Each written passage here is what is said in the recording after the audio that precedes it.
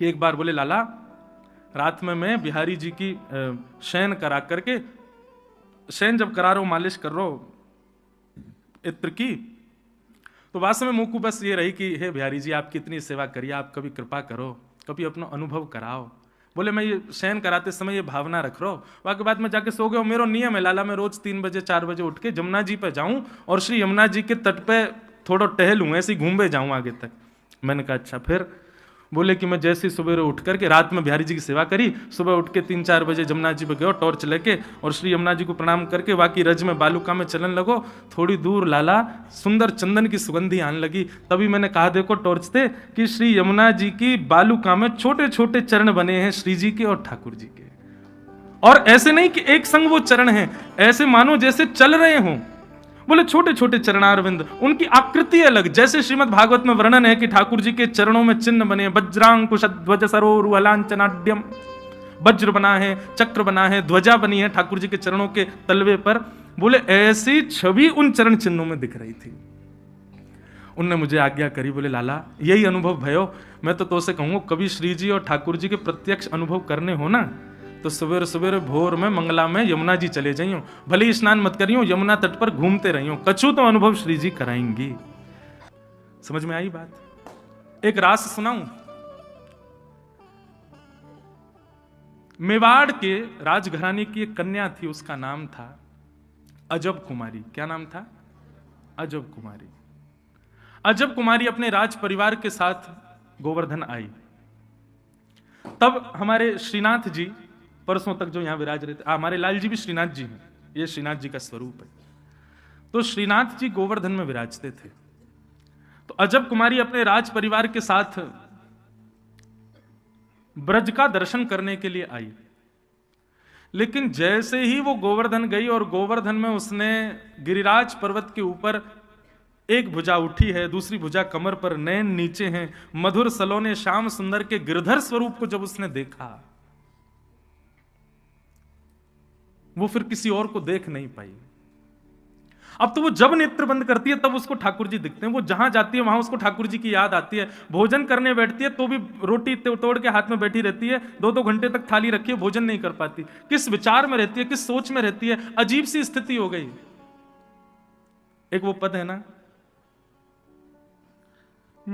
लगन लगी घनश्याम की जाए, लगन लगी घनश्याम की जाए, लगन लगी घनश्याम। आपके पास पूरा पद है?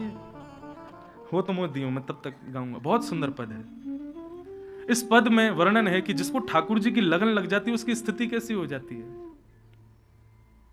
अवर्णनीय, वर्णन नहीं किया जा सकता उसका।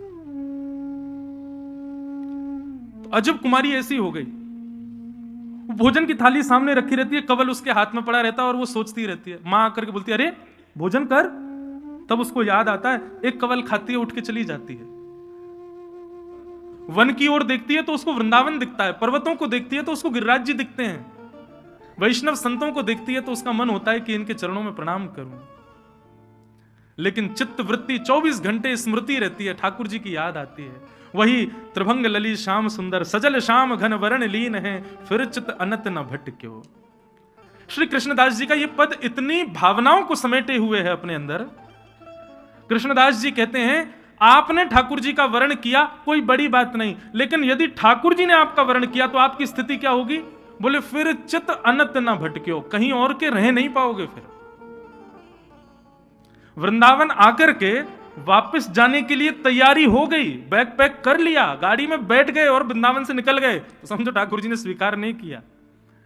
लेकिन वृंदावन से जाने का समय आए, बैग पैक नहीं कर पाओ, कपड़े कहां रखें, सुध बुध ना रहे, बस चिंतन रहे अब कैसे जाएंगे, यहां से निकलना कैसे, जाना पड़ेगा कल। और जैसे जैसे वृंदावन दूर होता जाए तैसे तैसे प्राण हलक में आते जाएं।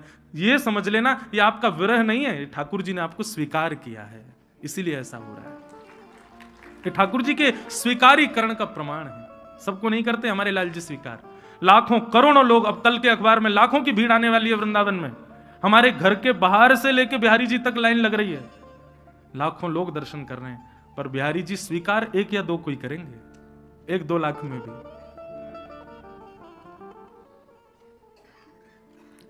तो अजब कुमारी की स्थिति ऐसी हो गई। एक दिन उसके पिता ने पूछा, बेटी क्या हुआ? आकर के जैसे स्पर्श किया तो तेज बुखार अजब कुमारी को। वैद्यों को बुलाया, चिकित्सकों को बुलाया, सबने आकर के अजब कुमारी का चिकित्सा की, लेकिन कितने भी उसको औषधि दे दी, कितना भी कुछ कर लिया, लेकिन उसका ज्वर नहीं उतरा। माता पिता रोने लगे, क्या हो गया हमारी बेटी को? एक दिन अजब कुमारी ने अपने पिता से कहा, पिताजी मैं बताऊं मुझे क्या हुआ है? बोले क्या? कृष्ण विरह। ये जो मुझे रोग हुआ है ये सामान्य औषधियों से दूर नहीं होगा, इसके लिए तो दर्शन रूपी औषधि मुझे देनी पड़ेगी। आप मुझे वृंदावन जाने की अनुमति दे दो। मैं जब नंद नंदन को देख लूंगी तब ये पीड़ा मेरी दूर होगी। पिताजी मेरी तो इच्छा है कि मैं कभी लौट के ना आऊं, सदा के लिए वृंदावन बस जाऊं। राजा ने आज्ञा कर दी, बोले इस तरीके से वृंदावन ठीक है, मैं तुम्हें जाने की अनुमति दे देता हूं, लेकिन परिवार के लोग संग जाएंगे, 4-5 दिन में तुम वापस लौट करके आओगी, रहना नहीं है वृंदावन में, रहना यहीं पर है। पिता की आज्ञा कैसे टाल सकती। अजब कुमारी अपने परिवार के कुछ लोगों के साथ वृंदावन आई। गोवर्धन में 4-5 दिन के लिए आई थी, तो आकर के गुसाई जी से कहा, गुसाई जी मुझे मंदिर में कोई सेवा दे दो ताकि मैं 24 घंटे लगी रहूं वहीं पे, वहां से जाऊं ना। गुसाई जी बोले, हमारे मंदिर में पुरुष रहते हैं सेवा में, स्त्रियों को सेवा क्या दें? रसोई घर की सेवा कर लो। बोले नहीं नहीं, ठाकुर जी के सामने बैठी रहूं ऐसी कोई सेवा दो। गुसाई जी बोले, अब तुझे जो प्रिय लगता हो तू वो सेवा कर ले, जब तक मंदिर खुला है तू सामने ही बैठी रहे, ऐसी कोई सेवा तुझे रुचिकर लगती हो तू कर ले। तो अजब कुमारी बोली कि मुझे एक खेल खेलना आता है। उसको क्या बोलते हैं वो इस तरीके से पासा क्या चौपर ना, चौपर। बोले मुझे चौपर खेलना आता है, आप यदि आज्ञा करो तो मैं ठाकुर जी से चौपर खेलने की सेवा करूं। गुसाई जी बोले कैसे करोगी? बोले एक बार अपनी चाल चलूंगी और दूसरी बार ठाकुर जी की तरफ से ठाकुर जी की चाल चलूंगी। गुसाई जी बोले ठीक है तुम करो अपनी सेवा। सामने बिल्कुल श्रीनाथ जी के सामने ही जहां दर्शनार्थी आते थे वहीं एक चौकी पर चौपर सजा करके, और अजब कुमारी बहुत निपुण थी चौपर खेलने में, ऐसे पासा करती और पहली चाल अपनी चलती, अपनी चाल चलने के बाद फिर उठाती और फिर ठाकुर जी को देखती, अब आपकी चाल है ठाकुर जी, मैं चल रही हूं। ठाकुर जी का आवाहन करके फिर ठाकुर जी की चाल चलती।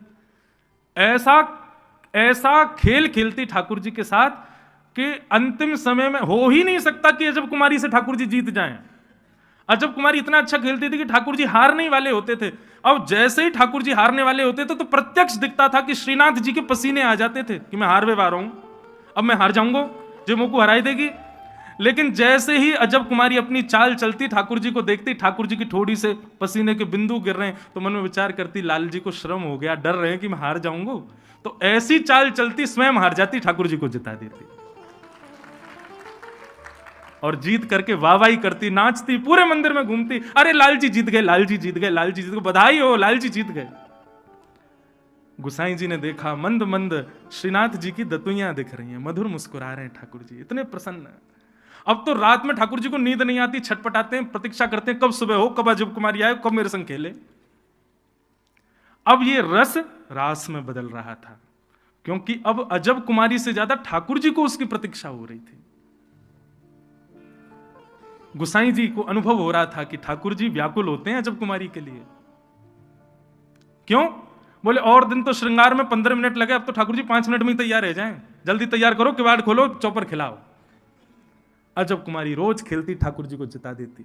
एक दिन अब जाने का समय आया। अजब कुमारी ठाकुर जी के सामने नेत्र लाल हैं, आंसू गिर रहे हैं। अजब कुमारी बोली, आज नहीं जीतने दूंगी आपको, क्योंकि आज मैं वापस जा रही हूं ना। ऐसा खेल खेला, ठाकुर जी की भी चौपर ऐसी आती कि अजब कुमारी पे भारी पड़ते, लेकिन अजब कुमारी की निपुणता के आगे ठाकुर जी की एक नहीं चली।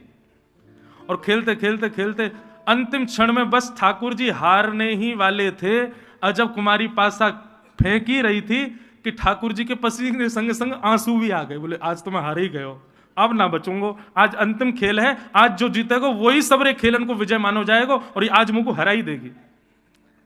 जैसे ही ठाकुर जी को हराने के लिए चौपर चाल चलने वाली थी, ठाकुर जी से सहन नहीं हुआ, सोई ठाकुर जी प्रकट हो गए। प्रकट होकर के अजब कुमारी की गोद में बैठ गए, प्रार्थना करने लगे, मुंह को जिताए दे, तेरे हाथ जोड़ू, तू मुंह को जिताए दे। अजब कुमारी बोली, एक शर्त पर। बोले क्या?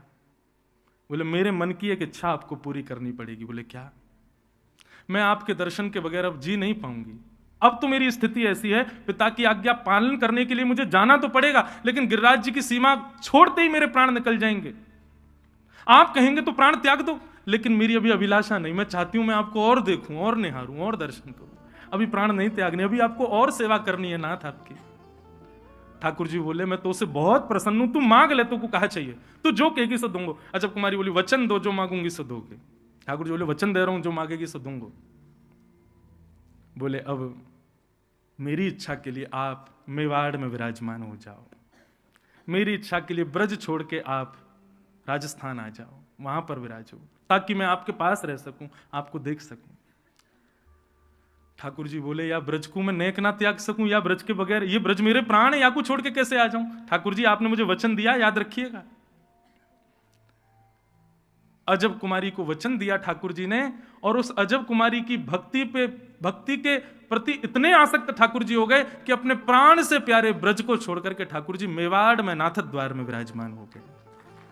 इसको कहते हैं रास। ये रस नहीं है, ये रास है। भक्ति के दो पहलू। हम अभी रस में व्यवस्थित हैं बंधु। आप ठाकुर जी के सामने विरह आतुर हो रहे हो, ठाकुर जी के सामने अपनी भक्ति का विरह प्रलाप कर रहे हो, अभी भी आप रस में ही हो। आपके विरह से इतने व्याकुल हो जाएं कि ठाकुर जी सब लोग ध्यान से कथा सुनो, ठाकुर जी आपको जाने ही ना दें, रोक ले में, तब समझो अब रास प्रारंभ होगा। यही है विराजो, रस में और रास में अंतर, यही है रस और रास। तो समझ में आया रस किसे कहते हैं और रास किसे कहते हैं? रस आप प्रयास युक्त हो ठाकुर जी की प्राप्ति के लिए, लेकिन रास ठाकुर जी व्याकुल हैं आपके लिए। कौन दे रो भैया पद?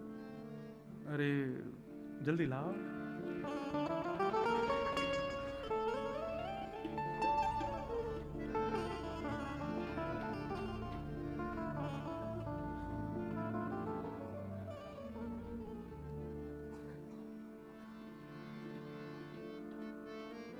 ये तो शाम तेरी बंसी पुकारे राधा नाम दे गयो। चलो वृंदावन बिहारी लाल की। अब वो पद है बहुत सुंदर, कभी अवसर लगेगा तो गाएंगे। वाह भैया, कहाँ यहाँ में तो है ही ना है। अच्छा अब ले जाते। तो रास, रस और रास।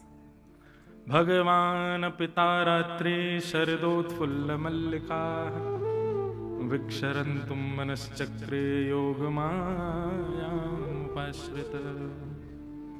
भगवान ने रास के लिए शरद पूर्णिमा की रात्रि को चुना। अच्छा, रात्रि को क्यों चुना? ठाकुर जी दिन में रास कर लेते तो कई लोगों के मुंह बंद हो जाते।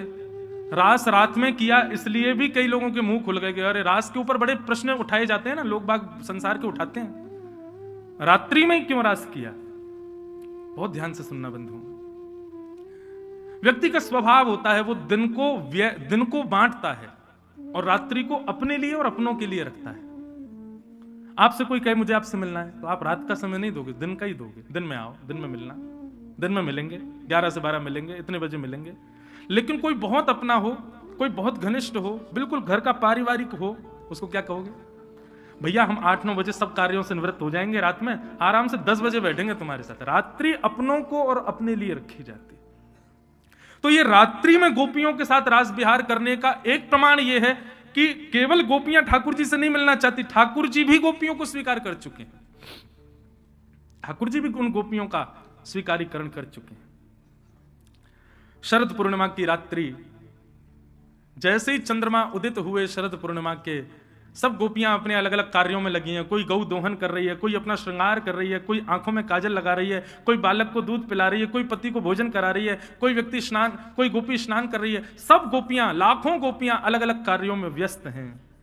पर चंद्रमा देख करके सबको पता है कि यह कृष्ण मिलन का दिवस है। आज ही हमको ठाकुर जी से मिलना है। चीर हरण के समय ठाकुर जी ने पहले ही बता दिया था, शरद पूर्णिमा पे मिलेंगे हम।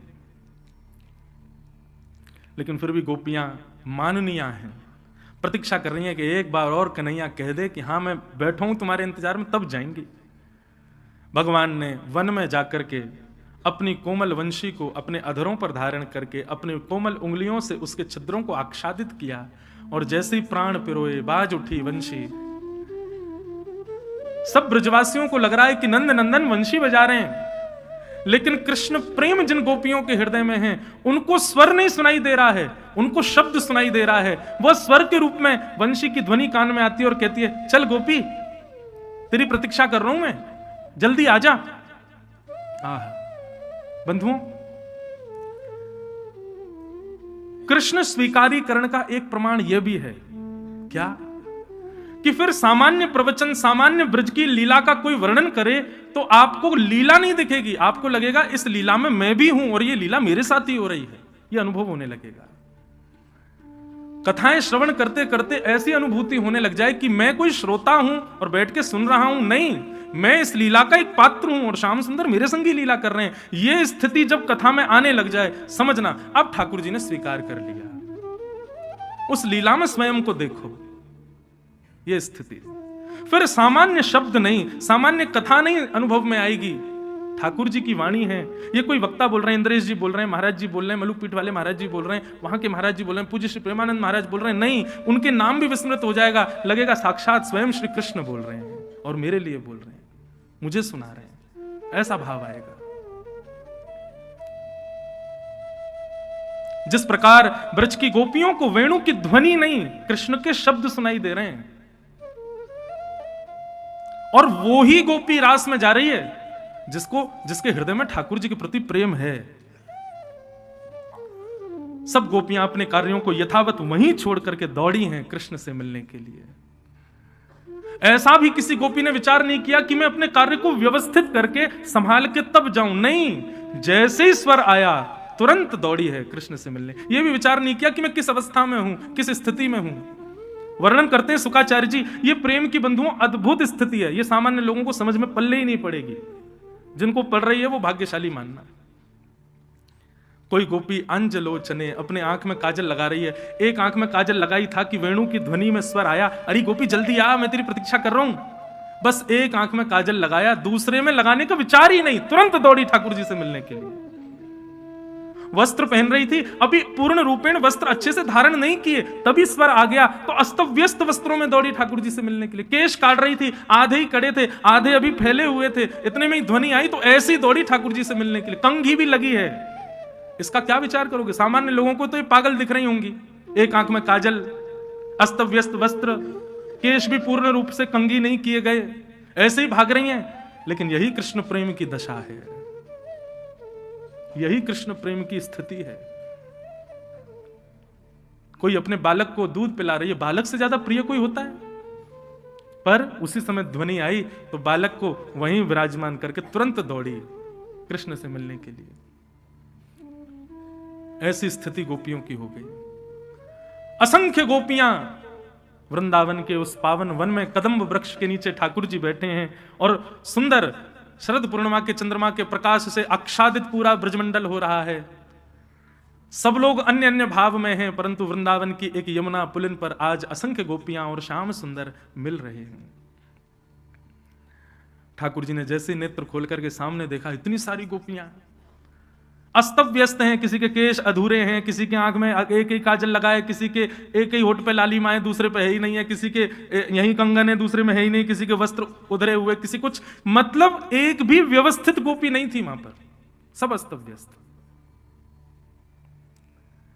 ठाकुर जी ने सबका स्वागत किया। स्वागतम वो महाभाग प्रियम किम करवाणि व ब्रजस्यानामयं कश्चे ब्रूता गमन कारणम्। स्वागतम स्वागतम स्वागतम, आइए, आप सबका स्वागत है। इतनी रात को आप सब गोपियां अपने पति, परिवार, बच्चे, बालक सबको छोड़ छाड़ के यहां अकेले वन में क्या कर रही हो? ब्रूतागमन कारणम, अपने आने का कारण बताइए।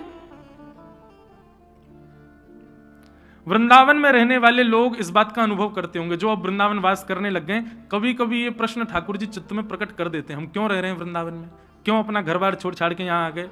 वृंदावन में बंधुओं ऐसे ऐसे लोग हैं, करोड़ों का टर्नओवर छोड़ के रिक्शा चला रहे हैं वृंदावन में, ऐसे भी लोग हैं वृंदावन में।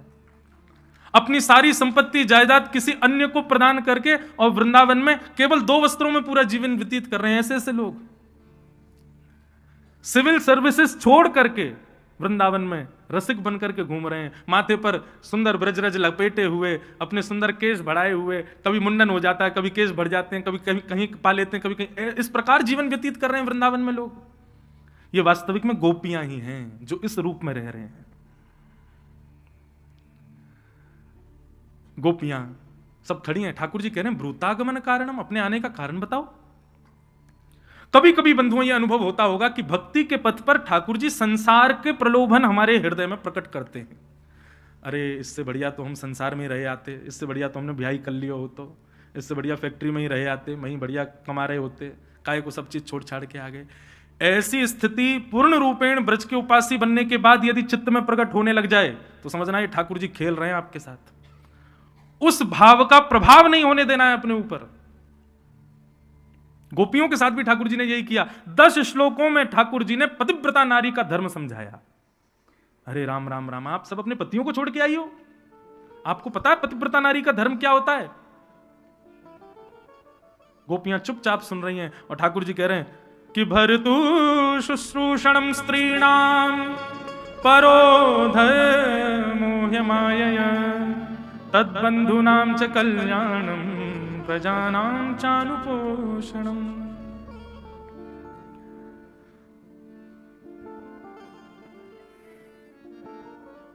ठाकुर जी कह रहे हैं पतिव्रता नारी का धर्म होता है अपने पति को ही परमेश्वर मानो, उसी के ही माता पिता को लक्ष्मी नारायण मानो, उसके पूरे परिवार को ही अपना सर्वस्व मान करके उनकी सेवा करो, वो जैसे भी हैं उनको स्वीकार करो। यही एक पतिव्रता नारी का धर्म है, उसका कल्याण करो। ठाकुर जी ने बहुत सारी बातें कही, पतिव्रता नारी का धर्म क्या होता है, एक मां को कैसे रहना चाहिए, एक स्त्री को क्या क्या करना है, सब बातें बताई। और सब बातें बता करके ठाकुर जी चाह रहे थे ये गोपियां वापस लौट के चली जाएं। लेकिन जैसे ही ठाकुर जी शांत हुए, गोपियां बोली अब आपका हो गया हो तो हम कुछ बोलें। ठाकुर जी बोले हाँ अब आप बोलो। और गोपियों, भगवान ने 10 श्लोकों में पतिव्रता नारी का धर्म समझाया, गोपियों ने 11 श्लोकों में उत्तर दिया कि हम क्यों आई हैं सब छोड़ छाड़ के। इसी को प्रणय गीत कहते हैं। गोपियां कह रही हैं कि मैवं विभोर्हति भवान गदितुं नृशंसं संत्यज्य सर्व विषयांस्तव पादमूलम् भक्ता भजस्व दुर्वग्रहमात्यजास्मान् देवो यथादि पुरुषो भजते मुमुक्षु। गोपियां कहती हैं लाल जी आपको पता है भक्त की और भात की एक ही राशि होती है। देखो कहां से आ रही हैं गोपियां। भक्त की और भात की एक ही राशि होती है। ठाकुर जी बोले मतलब, बोले जितनी पीड़ा सहकर के भात तैयार होता है ना, उतनी पीड़ा सहकर के भक्त तैयार होता है। जैसे भात धान के रूप में होता है, उसको धनकुटा में कूटा जाता है, उसके छिलके अलग किए जाते हैं, उबलते खोलते हुए पानी में उसको डाला जाता है, उसके बाद जाकर के वो गर्भ, उसका गर्भ तक जब जल पहुंचता है तब जाकर के भात तैयार होता है। लेकिन भोक्ता, भोजन करने वाला, जैसे उसको भात परोसा जाता है तो वो कोई उसकी मर्यादा नहीं देख पाता कि अरे राम ये तो बड़ी मेहनत से बना है, इसको बेचारे को चुन चुन के पाऊं, इसको चबाऊं नहीं, या कुछ ऐसा नहीं। सीधा दाल उड़ेलता है, उसमें पापड़ वापड़ मिलाए, मिलू के गप खा लेता है। ठाकुर जी ऐसे ही आप हो। हम भक्तों को बनने में, भक्त बनने में कितनी पीड़ाएं सहनी पड़ती हैं आपको क्या पता। हम कितनी पीड़ाएं सहकर के भक्त बनते हैं, आपके वैष्णव बनते हैं, आपके शरणागत बनते हैं, परंतु जिस प्रकार भोक्ता भात को खा जाता है ऐसे ही भगवान भक्त को खा जाते हैं, उनकी पीड़ा नहीं समझ पाते। ठाकुर जी आप हमको व्यवचारिणी मत समझो कि हम सबके ब्याह हो गए, बालक हो गए, तो हम सब अपने पति परिवार छोड़ छाड़ के आपके पास आपसे कुछ मांगने आएंगे? नहीं। गोपियों ने स्पष्ट किया कि आपका स्पर्श भी हमको प्राप्त ना हो, जीवन भर बिना स्पर्श किए रह लेंगी, बिना देखे रह लेंगी, लेकिन आप हमारे हो, हम आपके हैं, बस ये स्वीकारी करना आपसे चाहती हैं, और कुछ नहीं। हम पूरा जीवन व्यतीत, हम कोई व्यभिचारिणी थोड़े ही हैं कि आपसे कोई कामना रख। इसको कहते हैं प्रेम, जहां कोई कामना नहीं होती। आज का व्यक्ति ऐसा प्रेम निभाता है? नहीं। यहां कोई कामना नहीं है। हे नाथ, आज के बाद आप हमको दिखना भी मत। आज के स्पर्श तो बहुत दूर की बात है, दिखना भी मत, परंतु आज बस इतना कह दो कि हां, आपने हमको स्वीकार कर लिया। हम पूरे जीवन भर इसी बात के इसी बात पर ही गुजार देंगी। हमें इसके ज्यादा कोई अभिलाषा नहीं है ठाकुर जी आपसे। आप हमको व्यभिचारिणी मत समझो। और हां, आपको यदि फिर भी लगता है कि आप हमें स्वीकार नहीं कर सकते, हम चली जाएंगी। हम आपको पीड़ा नहीं देना चाहती, हमारा कोई जिद नहीं है कि नहीं आप हमको स्वीकार करोगे ही करोगे, नहीं। बस हम एक बात कहना चाहती, हम चली जाएंगी, लेकिन एक वस्तु हमारी आपके पास है, वो हमको वापस करो। भगवान बोले क्या? चित्तम सुखेन भवता पहतम ग्रहेषु यन्निर्विशत्युत करावपि गुह्य कृत्ये। गोपियां कहती हैं, हमारा मन आपके पास है भगवान, हमारा मन आपके चरणों में है, हमारा मन आप में अटक गया है, कृपा करके हमारे उस मन को आप अपने आप से दूर कर दो। हम अभी चली जाएंगी लौट करके, कभी नहीं आएंगे दोबारा। हमारा मन हमको वापस कर दो भगवान। क्यों? क्योंकि इसके बगैर यदि हम वापस लौट करके जाएंगी, पति कहता है ये बनाओ, हम कहते नहीं बनाना। क्यों? मन नहीं है। मन कहां है? मन तो कृष्ण के पास है। बच्चे कहेंगे मां हमको मेले में ले चलो, हम कहेंगे नहीं जाना। क्यों नहीं जाना? मन नहीं है। मन कहां है? मन तो कृष्ण के पास है। सास कहेगी ऐसा करो, हम कहेंगे नहीं करना। क्यों नहीं करना? मन नहीं है। मन कहां है? मन तो कृष्ण के पास है। हम किसी लायक नहीं रह पाएंगे ठाकुर जी। आप हमको वापस भेजना चाहते हो तो हमारा मन जो आप में लग गया है उसको हमें वापस कर दो, हम अभी चली जाएंगे। पुनश्च याद दिला दूं, ये प्रवचन करने वाली गोपियों की आयु 6 वर्ष से लेकर के 120 वर्ष तक की है, और ठाकुर जी 7 वर्ष के। ये काम लीला नहीं है बंधु, यहां कोई कामना नहीं है, ये स्वच्छंद प्रेम लीला है। इसीलिए मैं कहता हूं, संसार में प्रेम किसी से नहीं हो सकता। अगर होगा तो केवल कृष्ण से होगा, और किसी से हुआ तो वो अट्रैक्शन हो सकता है, प्यार हो सकता है, लगाव हो सकता है, लेकिन प्रेम यदि होगा तो केवल और केवल वृंदावन चंद से ही हो सकता है, और किसी से नहीं हो सकता, और किसी से कभी संभव नहीं। क्योंकि श्री कृष्ण के अलावा अतिरिक्त कोई भी प्रिय लगा, चाह के बिना कोई प्रिय लगेगा ही नहीं। आपके अंदर चाह तो होगी, ये चाहिए इससे, लेकिन ठाकुर जी से प्रीति करोगे तो उससे उनसे कोई चाह हो ही नहीं सकती। उनसे उन्हीं की चाह है, और वह भी ना मिलेंगे, बस चाह बनी रहे, हम तड़पते रहे, इसी में ही जीवन निकल जाएगा। यह है स्वच्छंद प्रेम। गोपियों ने जब यह बात कही कि हमारा मन लौटा दीजिए, ठाकुर जी के नेत्र सजल हो गए। भगवान ने विचार किया, बोले अरे गोपियों, मैं तो आपकी परीक्षा ले रहा था कि आपकी स्थिति कहां है। अब मुझे समझ आ गया, चलो अब हम कुंजों में विहार करेंगे। और ठाकुर जी रास विहार करने लगे, इतने में ही कामदेव आ गया। भगवान बोले तुम कहां घुसे चले आ रहे हो भाई? बोले सुंदर स्त्री पुरुष जब मिलते हैं तो मैं आ जाता हूं। भगवान बोले भाग यहां से, स्त्री पुरुष नहीं है, ये जीवात्मा और परमात्मा है। कामदेव बोला नहीं मैं तो आऊंगा। भगवान बोले तो तू प्रवेश करके दिखा। जैसे ही वृंदावन में कामदेव ने प्रवेश किया, ठाकुर जी ने इतना सुंदर रूप धारण कर लिया कि भगवान के रूप को देख करके कामदेव भी मूर्छित होकर गिर पड़ा, और भगवान का नाम पड़ गया मदन मोहन। बोलो मदन मोहन लाल की। मन की बात कासों ना कहिए, कहिए तो केवल मदन मोहन से कहिए। बंधुओं, एक सूत्र बता रहे हैं। कई लोग कहते हैं मन की बात कह देने से मन हल्का हो जाता है। ऐसे कहने वाले ही आपकी बात को फैला देते हैं सब जगह जाके। मन की बात कासों ना कहिए, किसी से मत कहो, और यदि कभी कहने का मन हो, नहीं रह पा रहे कहे बिना, तो मदन मोहन से कहिए। वो आपकी बात समझेंगे भी और उसका कोई ना कोई निदान करेंगे भी। बंधु, ठाकुर जी ना सांकेतिक रूप में बात करते हैं। आप उनका संकेत समझा करो। जैसे कई बार क्या होता है, कोई पीड़ा आपको सता रही है, आपने ठाकुर जी से कहा ठाकुर जी ये पीड़ा है, इसको दूर करो, लेकिन कुछ अवधि तक वो दूर नहीं हो रही, तो ठाकुर जी का संकेत समझो, बेटा ये पीड़ा तुम्हारा निर्माण कर रही है, इसको होने दो, स्वीकार करो। अगर उसमें आपकी भलाई नहीं होगी ठाकुर जी तुरंत दूर कर देंगे, लेकिन पीड़ा में भी कई बार भलाई होती है। इसलिए किसी किसी के जीवन में यदि बहुत पीड़ा है तो निश्चित है वो पीड़ा आपका एक ऐसा निर्माण कर रही है जो आगे चल करके लाभकारी होगा, उसको स्वीकार करो। ठाकुर जी के संकेत समझो। भगवान ने गोपियों के साथ रास किया, रास में ठाकुर जी क्या कर रहे हैं? नाच नहीं रहे, हर गोपी को प्रायोरिटी दे रहे हैं। हर गोपी के पास जाते हैं और जाकर के उसके गले में गलवियां डाल के बैठ जाते हैं। गोपी के अपने सुंदर पटका से उसके पसीना पहुंचते हैं। वो कहती है अरे कन्हैया मोरो तो जे खावे को मन है, रसोई ठाकुर जी बना के ले आते हैं। इस प्रकार ठाकुर जी सहज हो गए हर गोपी के लिए। थोड़े थोड़े समय हर गोपी के साथ व्यतीत करने लगे और इसी का प्रमाण यह हुआ कि गोपियों को अहंकार हो गया।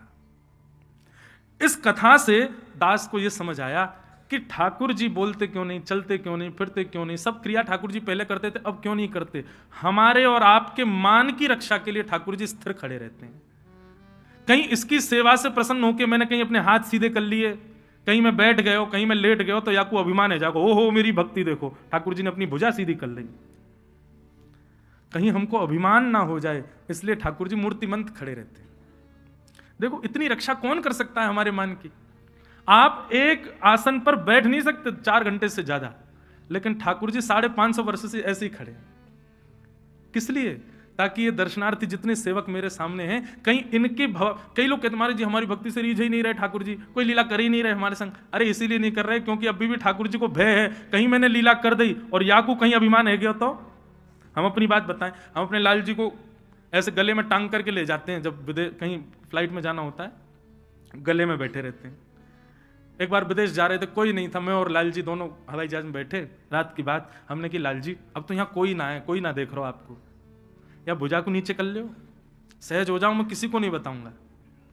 खूब देर तक अब मैं बार बार ऐसे करूँ, 5 तक गिनती करूँ, 1 2 3 4 5, आंख खोलूं, ठाकुर जी वहीं खड़े हैं, कुछ नहीं कर रहे। फिर पता अपने आप ऐसा संकेत हुआ, ठाकुर जी बोले तू तो सबसे पहले कथान में जाके बता देगो कि मेरे ठाकुर जी ने यूं हाथ किया, या हमारे तेरे सामने ना करूंगा।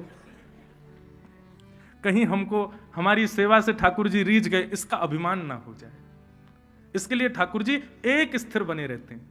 कहां तक कहीं कई लोग स्नान कराते हैं, उनके हाथ से गिर और जाते हैं ठाकुर जी, फिर भी ठाकुर जी बेचारे लुढ़क के आ भी नहीं करते। क्यों? कहीं मैंने कर दिया तो ढिंडोरो पीट देगो। कई बार देखने को मिलता है सोशल मीडिया पे, वो कई लोग ठाकुर जी को दूध पिलाते हैं, वीडियो बना के डाल देंगे सब जगह, देखो हमारे ठाकुर जी दूध पी रहे हैं। क्यों? इसीलिए तो ठाकुर जी सहज नहीं होते कि कहीं आपको अभिमान ना हो जाए। हम तिलक लगा लेते हैं तो अभिमान हो जाता हमको कि हमसे बड़ा कोई भक्त नहीं, हम बड़े वैष्णव।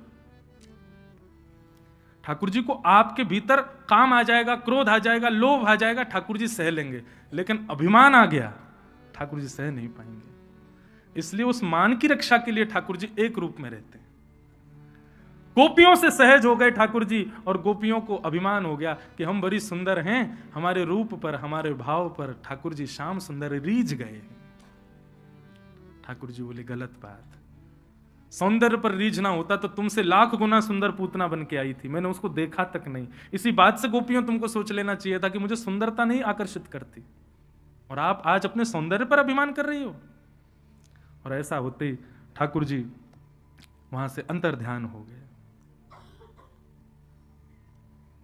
अभिमान हृदय में है तो ठाकुर जी दूर ही भागेंगे। आप वृंदावन आने के प्लान बनाते रह जाओगे, बार बार कैंसिल होंगे। निश्चित कहीं मान है, उस मान को दूर करो। सब गोपियां विरह आतुर होकर के खोज रही हैं श्याम सुंदर कहीं मिल जाओ। तुलसी से पूछती हैं, वृक्षों से पूछती हैं, सबसे पूछ रही हैं तुमने हमारे प्रियतम को देखा? लेकिन किसी से भी प्रत्युत्तर नहीं मिला। विरह आतुर होकर के समस्त गोपांगना यमुना तट पर आ गई, और यमुना तट पर श्री जी का आवाहन करके सब गोपियों ने गोपी गीत गाया। परंतु एक भाव में गाता हूं बंधुओं, गोपियां सब श्री जी से प्रार्थना कर रही हैं, हे सुन राधिका दुलारी, तेरे द्वारका भिखारी हूं मैं, श्याम का पुजारी, पीड़ा है हमारी हमें श्याम ना मिला, हमें श्याम ना मिला, हमें श्याम ना मिला, हमें श्याम ना मिला। हे सुन राधिका दुलारी, सुन राधिका दुलारी, तेरे द्वार का भिखारी, तेरे द्वार का भिखारी, तू मैं श्याम का पुजारी, एक पीड़ा है हमारी, हमें श्याम ना मिला, हमें श्याम ना मिला, हमें श्याम ना मिला। श्याम ना मिला। राधा रानी की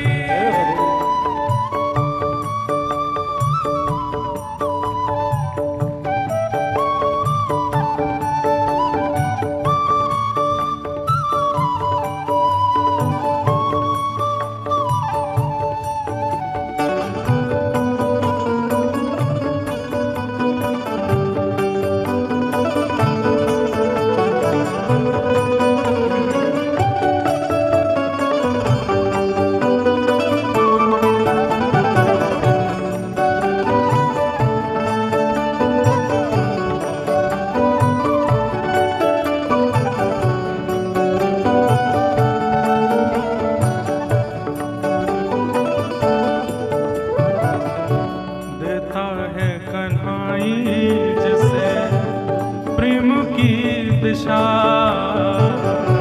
देता है कन्हाई जिसे प्रेम की दिशा, देता है कन्हाई जिसे प्रेम की दिशा, देता है कन्हाई जिसे प्रेम की दिशा। सब विधि उसकी लेता है परीक्षा, सब विधि उसकी लेता है परीक्षा, सब विधि उसकी लेता है परीक्षा, सब विधि उसकी लेता है परीक्षा। कभी निकट बुलाए, कभी निकट बुलाए, कभी दूरियां बढ़ाए, कभी दुनिया बनाए, कभी हंसाए रुलाए, छलिया हाथ नहीं आए, हमें श्याम ना मिला, हमें श्याम ना मिला, हमें श्याम ना मिला। श्याम ना मिला।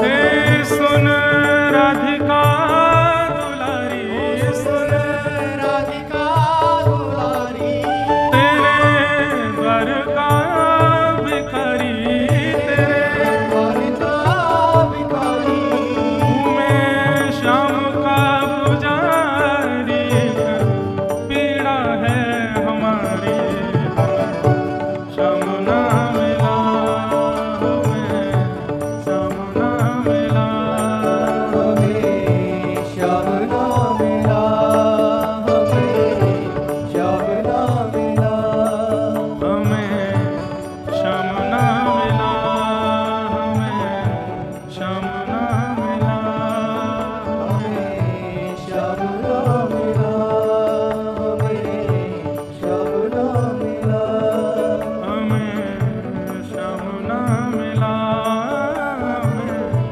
श्याम ना मिला।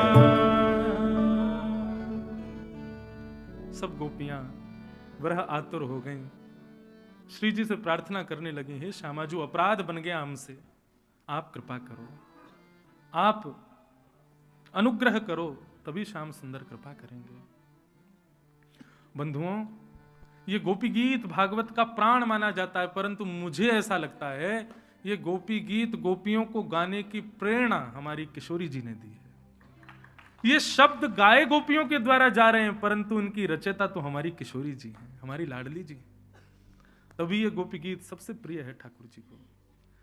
किशोरी जी ने वृंदावन रचा, ठाकुर जी को भा गया। किशोरी जी ने गोपी गीत रचा है, इसीलिए गाया गोपियों ने है, पर रचना तो निश्चित हमारी किशोरी जी की है। और केवल गोपियों की बात नहीं है बंधुओं, जो भी वैष्णव भक्त अपने भाव उद्गार ठाकुर जी के सामने प्रकट करता है, वो उसके शब्द हो ही नहीं सकते। किशोरी जी कृपा करती है, तभी वो गा पाता है। बालक गंदगी से आवे, पिता गोद में नहीं लेता, लेकिन मां गोद में ले लेती है, और मां ले जाकर के निलाती धुलाती सजाती सुंदर बना देती है। और जैसी सुंदर बनाती है, बालक तैयार होकर जैसे कमरे से निकल के आता, तो सबसे पहले पिता ही लपकता है गोदी में, अरे मेरा सुंदर बेटा आज मेरी गोदी में। दूषित बालक को पिता गोदी में नहीं लेता। हम सब बालक हैं, हम सीधे राधारमण जी की गोद में, बिहारी जी की गोद में जानो चाहें, ठाकुर जी कहें अभी लाला तू बहुत गंदा दूर ही रहे मुझसे।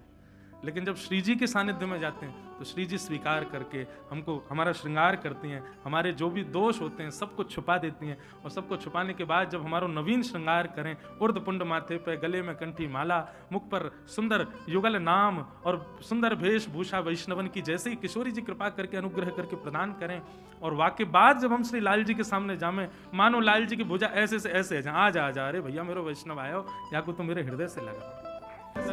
व्यथतेन किंस्वे कूर्पादिभिः भ्रमतिधे भवदायुषाम्। गोपियों ने गोपी गीत गाया।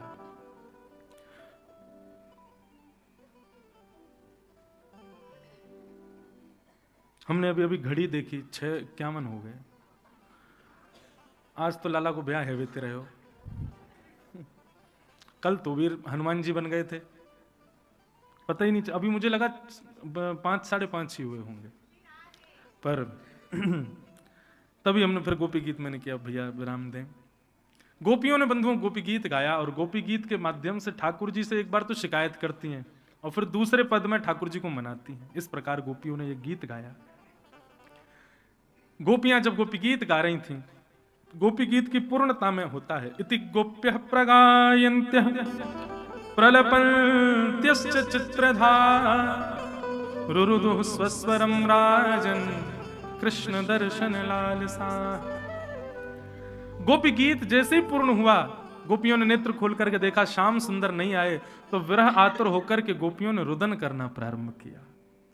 और जैसे ही गोपियों के नेत्र सजल हुए, सजल नेत्र होते ही ठाकुर जी से देखा नहीं गया, और ताशामाविर्भूत सौरी स्मयमाय मुखाम्बुज पीतांबर सगवी साक्षान मन्मथ मन्मथ। जैसी गोपियों ने गोपी गीत गाया, रुदन करने लगी। इतने में ही वर्णन करते हैं कि तुरंत ठाकुर जी ने अपने वस्त्र को ऊपर किया, काली कमली ओढ़ रखी थी, उसको ऊपर करते ही पीतांबरी में ठाकुर जी प्रकट हो गए। ताली क्यों बजाई आपने? रहस्य तो पता नहीं चला आपको, फिर क्यों बजाई? पहले रहस्य तो सुनो। हैं, ठाकुर जी अंतर ध्यान हुए थे, गायब हुए थे, तो ऐसे प्रकट हो जाते। ये कपड़ा उठा करके प्रकट हुए, इसका क्या मतलब है? बोले इसका मतलब ये है कि ठाकुर जी कहीं गए नहीं थे। लाखों गोपियों को जब मान हुआ, तो ठाकुर जी छुप करके स्वयं के केश आदि खोल खाल करके, नैकात श्रृंगार बिगाड़ करके, और नैक यहां पर चुनरी लगा करके स्वयं भी गोपी बन गए। और जिस प्रकार वरह आतुर गोपियां घूम रही थी, वैसे ही वरहणी गोपी बनकर के ठाकुर जी भी घूम रहे थे। गोपियों के कंधे पर सिर रख के ठाकुर जी भी रो रहे हैं, अरे श्याम सुंदर तुम कहां चलेगा? गोपी करिए शांत है जा, अरे अभी आ जाएंगे, तू काहे को रो रही है? ठाकुर जी कहीं गए थोड़ी, उन गोपियों के बीच में ही बैठ के उनके मन को देख रहे थे, उनकी स्थिति देख रहे थे। जब तक गोपियों ने गोपी गीत गाया, तब तक भी ठाकुर जी रुके रहे। लेकिन जैसे ही अश्रुपात हुआ, तो बंधुओं अश्रु प्रमाण है कि व्यक्ति अभिमान शून्य हो गया है। अभिमानी व्यक्ति के नेत्रों में आंसू नहीं आते। व्यक्ति जब अहम शून्य होता है, तभी अश्रु प्रकट होते हैं। और जैसे गोपी गीत के बाद गोपियों के नेत्रों में आंसू आए, ठाकुर जी समझ गए अब इनका अहंकार, जिसकी वजह से मैं अंतर ध्यान हुआ, वो नष्ट हो गया है। अब नेत्रों में आंसू हैं, ये प्रेम में व्याकुल हो रही हैं। तुरंत ठाकुर जी ने ताशामाविर्भूत सौरी स्मयमाय मुखाम्बुज पीतांबर धरश्रग्वी साक्षान मन्मथ मन्मथ। ठाकुर जी प्रकट हो गए। ठाकुर जी कहीं गए थोड़े, हमारे आपके भी आसपास ही हैं ठाकुर जी, कहीं गए थोड़े ही हैं। बस दृष्टि डाल के हमारी एक्टिविटीज देख रहे हैं। बोले कथा तो सुनता है, वृंदावन तो जाता है, नाम जप तो करता है, लेकिन कभी कभी इसको समय मिलता है तो सोचता है किसी को दिख थोड़ी रहा है, थोड़ा सा पाप भी कर लेता है। उस समय ठाकुर जी देखते रहते हैं, सही है बेटा कर ले। ठाकुर जी आपकी एक एक गतिविधि पर नजर रखते हैं और उसी गतिविधि से ठाकुर जी स्वीकार करने का मन बनाते हैं कि इसको स्वीकार करना है कि नहीं। गोपियों के भाव से ठाकुर जी रीझ गए और जैसे ही ठाकुर जी रीझे, ठाकुर जी पीताम्बरी पहन के प्रकट हो गए। गोपियों ने सबने आकर के ठाकुर जी को पकड़ लिया। हाथ छुड़ाए जात हो निर्बल जान के मोए, हृदय से जब जाओगे तब जबर कहूंगी तो। लाला हाथ छुड़ा के तो तू भाग गया हो, पर तू तो हमारे हृदय में बस हो लाला, यहां तक कैसे जाके दिखाएगा। सब गोपियों से ठाकुर जी ने परस्पर प्रेम चर्चा की। भगवान ने गोपियों से कहा कि हम आपके प्रेम के ऋण से कभी उर्ण नहीं हो पाएंगे, इन ब्रजवासियों के प्रेम के ऋण से मैं कभी उर्ण नहीं हो पाऊंगा। और सब गोपियों को प्रेम प्रदान किया। अब जितनी गोपियां थीं उतने ठाकुर जी प्रकट हो गए। पहले तो एक ही ठाकुर जी, असंख्य गोपियां थीं, पर अब जितने ठाकुर जी के रूप थे उतने जितनी गोपियां थीं उतने ठाकुर जी प्रकट हो गए। और महाराज सूरज जी, चंद्र जी, इंद्र जी सब आ गए वहां पर। सारे 33 कोटि देवता भी गोपियां बन बन करके आए हैं। और वृंदावन में यमुना के तट पर शरद पूर्णिमा की रात्रि में महारास हुआ है। अब महारास हो रहा है। पहले रास हुआ था जहां एक कृष्ण असंख्य गोपी वो रास, और जहां जितनी गोपी उतने कृष्ण वो महारास।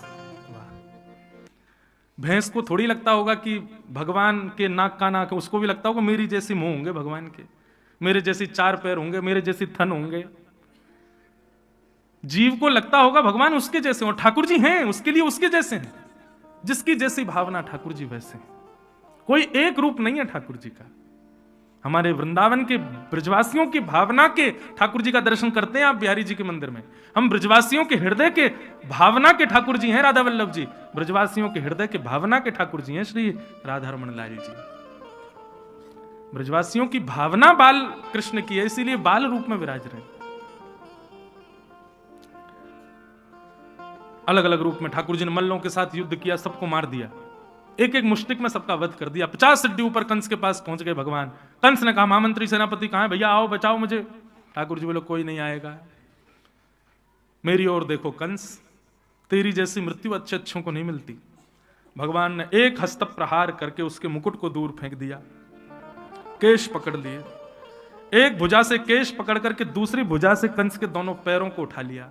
आकाश में कंस को इस प्रकार ठाकुर जी ने धारण कर लिया। केवल 11 वर्ष के हैं ठाकुर जी, और प्रचंड कंस के इस रूप को इस प्रकार दोनों भुजाओं में ठाकुर जी ने उठा लिया। सब मथुरावासी रणभूमि में खड़े देख रहे हैं, सबकी आंखें खुली, मुख खुला है, हाथ ऐसे हैं कि अरे ये क्या हो रहा है, अचंभित हो रहे हैं सब, किसी को विश्वास नहीं हो रहा इतने कोमल ठाकुर जी कैसे उठा सकते हैं। कंस को कहा कंस मेरी ओर देखो। कंस ने ठाकुर जी को देखा। भगवान के नेत्रों की पुतलियों में कंस को अपना प्रतिबिंब दिख रहा है, और उसी प्रतिबिंब की पुतली में साक्षात शंख चक्र गदा पद्मधारी श्रीमन नारायण दिखाई दे रहे हैं।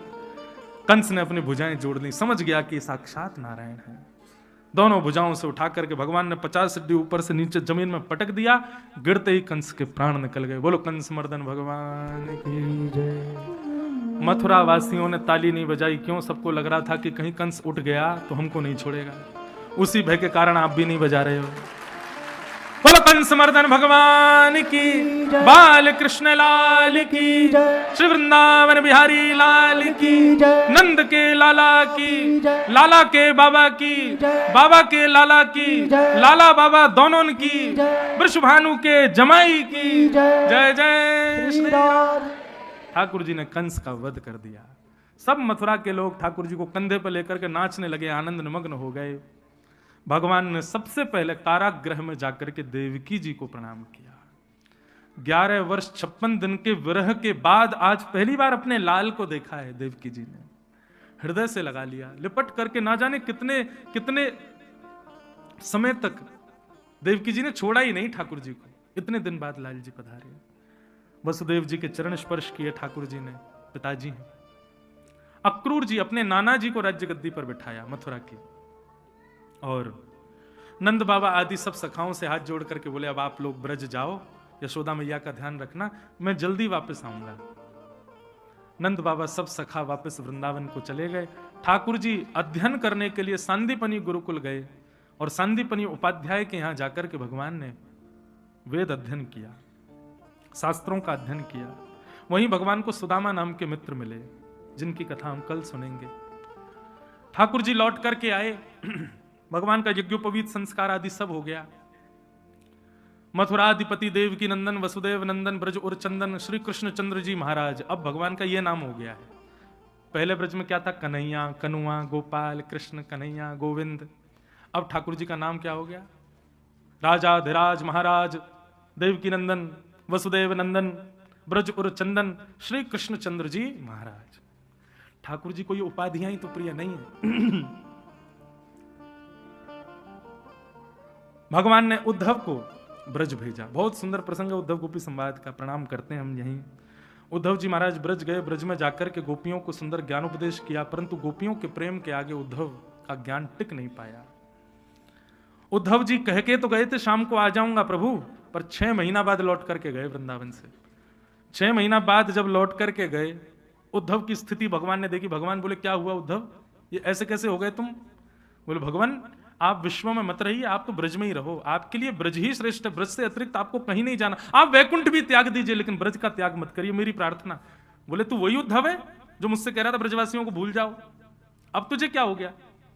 उद्धव जी बोले मैंने प्रेम देखा ब्रजवासियों का भगवान, आप इन ब्रजवासियों को छोड़ के कहीं मत जाओ, मैं आपसे प्रार्थना करता हूं, आप वैकुंठ भी त्याग दो, अपना नित्य निवास स्थान ब्रज को बना लीजिए, इस ब्रज को छोड़ के कहीं मत जाओ। ठाकुर जी ने उद्धव को हृदय से लगाया, बोले उद्धव अब मुझे बड़ा चैन है कि मेरा प्रिय उद्धव अब प्रेमी बन गया। पहले तुम ज्ञानी थे, प्रेमी नहीं थे, अब तुम प्रेमी हो। और रही बात तुम्हारे भाव की, तो मेरा निवास सदा इस ब्रज में है, कण कण में मैं हूं। इस ब्रज को छोड़ के पाद में कम न गच्छति, एक पैर भी ठाकुर जी बाहर नहीं रखते ब्रज से। मेरा स्वभाव प्रेम तो निरंतर इसी ब्रज में विद्यमान रहता है। और बंधुओं रूप से तो श्री जी तो कभी ब्रज से बाहर गई ही नहीं, ब्रज में ही अखंड ब्रजवास यदि कोई निभा रही है तो वो हमारी श्यामा जी है, हमारी लाडली जी। कभी वृंदावन से 2 लोगों का अखंड ब्रजवास है, एक तो श्री किशोरी जी श्री राधा रानी, और दूसरे श्री गोवर्धन नाथ। ये कभी ब्रज छोड़ करके नहीं जाते।